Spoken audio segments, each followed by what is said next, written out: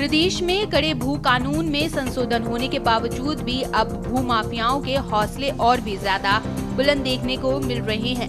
आपको बता दें, देहरादून के नालापानी क्षेत्र खलेंगा के जंगलों पर हल्दीआम के निकट 40 बीघा संरक्षित वन क्षेत्र पर हरियाणा के एक व्यक्ति ने तार बार गेट लगा दिया है। घने जंगल में कैंप बनाने की योजना है। यदि ऐसा होता है तो लगभग 4000 साल के पेड़ों का अस्तित्व आने वाले समय में खत्म हो जाएगा। बताया जा रहा है कि हरियाणा के रहने वाले अनिल शर्मा ने यह वन भूमि ऋषिकेश निवासी अशोक अग्रवाल से लीज पर ली थी। 40 बीघा वन क्षेत्र में कैंप बनाने की योजना बनाई जा रही है। सूत्र यह भी बता रहे हैं कि रिलीज हुए रजिस्ट्री के कागज उनके पास मौजूद ही नहीं है। अब ऐसे में आप अंदाजा लगा सकते हैं कि यह भूमाफिया किस तरीके से वन संप्रदाय को नुकसान पहुंचाने की कोशिश कर रहे हैं। साथ ही वन भूमि को अपने कब्जे में ले रहे हैं, जिसको लेकर अब देवभूमि में भूमाफियाओं पर नकेल कसना और इस वन संप्रदाय को बचाना आम जनमानस के साथ साथ कई संगठनों ने इस मुहिम को आगे तक बढ़ाने का निर्णय लिया है। और यही वजह है कि आज इस मुद्दे को लेकर राजनीतिक संगठन भी इस दलों के साथ सरकार को घेरने में लग गए हैं। इस मामले के तूल पकड़ते ही वन विभाग के अधिकारी घटनास्थल पर ये यहाँ पे हमको जो है कल एक सूचना मिली थी कि यहाँ पे किसी निजी व्यक्ति द्वारा जो है वो फेंसिंग और गेट का निर्माण जो है वो किया। उसके पास में ऐसी कोई अनुमति नहीं है जिससे वो प्रूव कर सके कि वो उसकी लैंड है।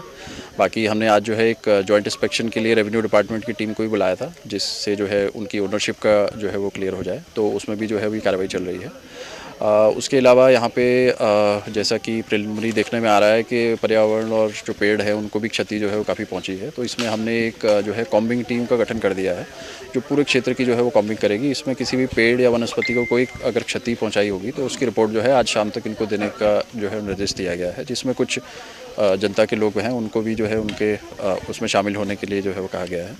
और इसके अलावा यहाँ पे क्योंकि बेशक ये किसी की निजी संपत्ति है, लेकिन क्योंकि मौके पे जो है वो वन खड़ा हुआ है और जो सुप्रीम कोर्ट की डेफिनेशन है फॉरेस्ट उसके अंतर्गत ये आता है, तो इवन निजी व्यक्तियों द्वारा भी जो है बिना सक्षम स्तर या बिना भारत सरकार की अनुमति के जो है इसमें कोई भी गैरवाणिज्यिक की कार्य जो है किया जाना जो है वो संभव नहीं है। एक्चुअली मैं यही रहती हूँ, तो हम लोग यहाँ पे सुबह वॉक के लिए आते हैं, तो हमने देखा कि ये बहुत बड़े बड़े बैरिकेडिंग और बहुत बड़े बड़े गेट यहाँ पे लगे हैं।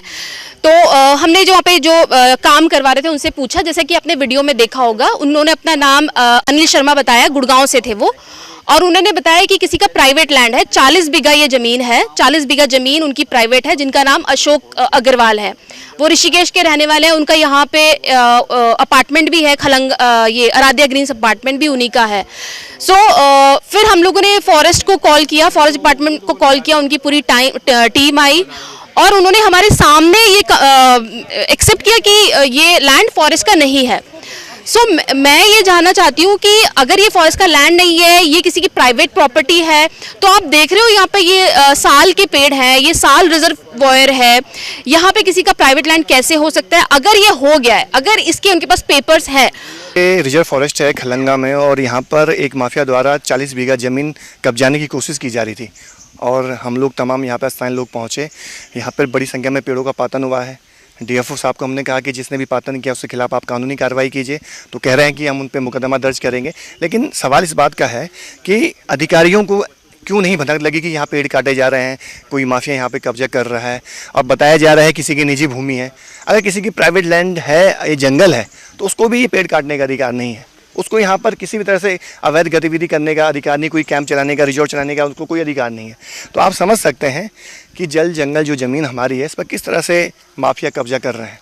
इसके विरोध में हम खड़े हैं। आप देख रहे होंगे लंबे समय से हम मजबूत भू कानून की बात कर रहे हैं। बीच में सरकार ने कानून में संशोधन कर दिया है, लेकिन आज भी स्थिति हम देखते हैं हमारी लगातार कृषि भूमि खत्म हो रही है और अब जंगल भी हमारे खत्म हो रहे हैं। तो लड़ाई जो है अपने जंगलों को, अपनी ज़मीनों को बचाने की है और ये पेड़ और ये ज़मीनें, ये जंगल हम बिल्कुल भी नहीं बिकने देंगे। ये हमारी धरोहर है। हम अपनी पूरी प्राणपण से इसकी रक्षा के लिए यहाँ पर काम करेंगे।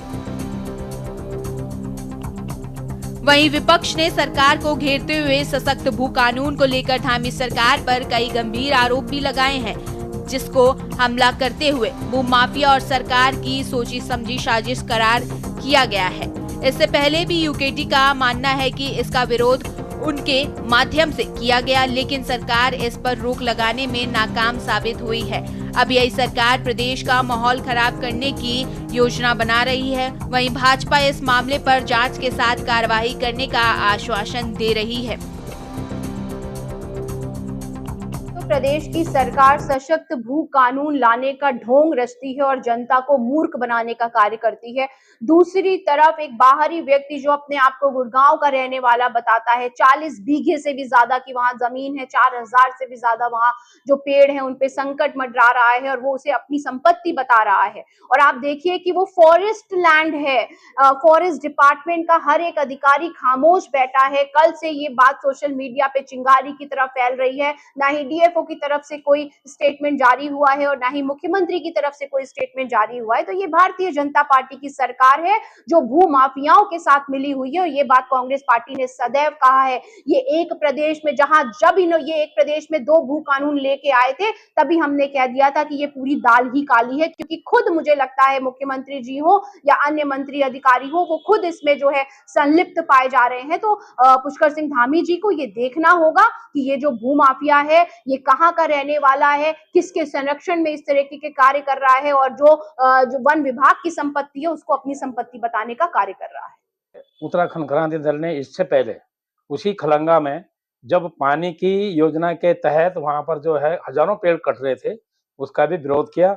अलग अलग संगठनों ने जिनका विरोध किया उनका साथ भी दिया और किसी तरह हमने वो योजना को रोकने में कामयाब हो गए थे। लेकिन वर्तमान में जो बीजेपी की जो सत्तारूढ़ सरकार है इसका जो किसी पर भी ये जो भ्रष्टाचार पर अपराधों पर जीरो टॉलरेंस बोलते हैं उस शब्द का इन्होंने मीनिंग ही खत्म कर दिया है। आज जो भ्रष्टाचार हो रहा है, इनके नाक के नीचे जो भ्रष्टाचार हो रहा है इन पर इनकी नजर क्यों नहीं जा रही है। ये तो कह रहे हैं हम कि भ्रष्टाचारियों पर और जो अतिक्रमणियों पर हम नकेल साधेंगे और एक तरफ इनकी सह पे, मैं दोबारा से फिर आपको बता दूं, इनकी सह पे, मुख्यमंत्री की सह पे, इनके मंत्रियों के सह पे ये जो खलंगा वाला केस है ये सामने आ रहा है। ये किसी नहीं तो ऐसा कोई नॉर्मल आदमी की बस की बात इतनी बड़ी जमीन को कब्जा करना नहीं था। लेकिन इससे स्पष्ट हो जाता है कि बीजेपी की जो दुगली नीति है, एक तरफ भ्रष्टाचार और अपराध के लिए बोलती है कि हम जीरो टॉलरेंस करते हैं और दूसरी तरफ इन्हीं दोनों को बढ़ावा दे करके प्रदेश का माहौल खराब कर रहे हैं। देखिए, हमारे भारतीय जनता पार्टी की सरकार के द्वारा आदरणीय मुख्यमंत्री पुष्कर सिंह धामी जी ने भू माफियाओं के खिलाफ बहुत सख्त कदम उठाए हैं और उत्तराखंड राज्य में सख्त भू कानून लागू करने का भी हमारी सरकार ने, मुख्यमंत्री ने ये कार्य किया है। और उत्तराखंड राज्य की भूमि को किसी भी प्रकार से खुर्द-बुर्द करने या किसी प्रकार से कब्जे करने की कोई अगर कोशिश करता है उसको किसी भी शर्त में बख्शा नहीं जा सकता है।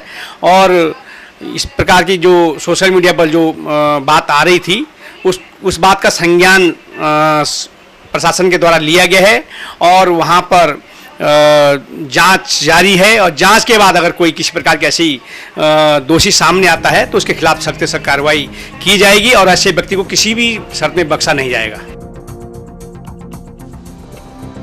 अब तक प्रदेश में सख्त भू कानून की मांग को देखते धामी सरकार करीब 3 साल से काम कर रही थी। राज्य में जमीनों को भूमाफियाओं से बचाने, प्रयोजन से इतर उनका दुरुपयोग रोकने की जरूरत को समझते हुए कानून में बदलाव किया गया है। इस बदलाव को लाने से पहले समक्ष भौगोलिक, निवेश, रोजगार को लेकर भी चुनौतियां सरकार के सामने थी। पिछले वर्षों में देखा गया कि विभिन्न उपकरण स्थापित करने, स्थानीय लोगों को रोजगार देने के नाम पर जमीन खरीदकर उसे अलग परियोजनाओं में इस्तेमाल किया जा रहा था। इस संशोधन से न केवल उन पर रोक लगेगी बल्कि असल निवेशकों व भू माफियाओं के बीच के अंतर को पहचानने में भी कामयाबी मिलेगी। इस सशक्त भू कानून का यही उद्देश्य था, लेकिन अभी तक इसका जमीनी स्तर पर कोई बड़ा असर देखने को नहीं मिल पाया है। भू माफियाओं को सरकार के इस कानून का तो डर नहीं है और सरकार भी इन भू माफियाओं पर नकेल कसने का रवैया देखने को नहीं मिल पा रहा है। Uttarakhand desk report.